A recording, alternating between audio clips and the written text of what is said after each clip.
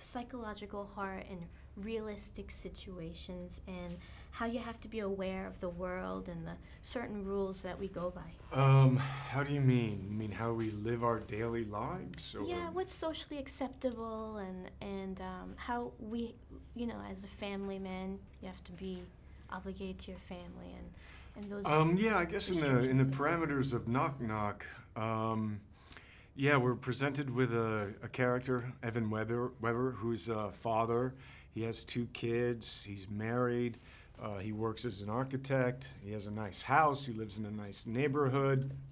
It's Father's Day, and we're kind of seeing this happy home, but underneath for the character, there's some kinds of frustration. He's trying to have intimacy with his wife in the morning, and she's kind of not into it, and then the kids come in with a Father's Day cake, and then they smash it into his face.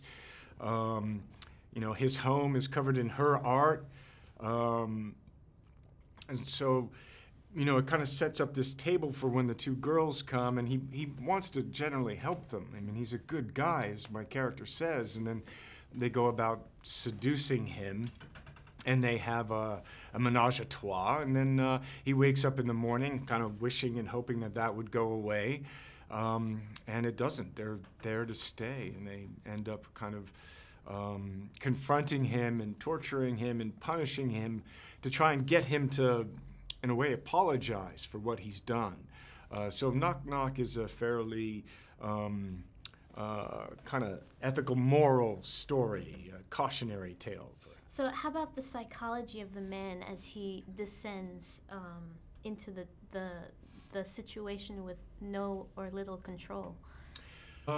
Yeah, I don't know if it's about no control. The psychology, I guess, is that, you know, there's a fantasy element. I guess it's depicted as, in this case, a male fantasy of having 2 young girls. You know, he's a guy who's probably having a bit of his midlife crisis. He's 40s.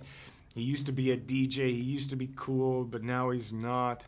So the psychology is maybe he's having a fantasy situation, and which probably comes out of frustrations and desire, and he acts upon them, and I guess that's what makes it moral and ethical, is that, you know, he really does, you know, the girls point out to him, betray the trust of his commitment to his family and to his wife.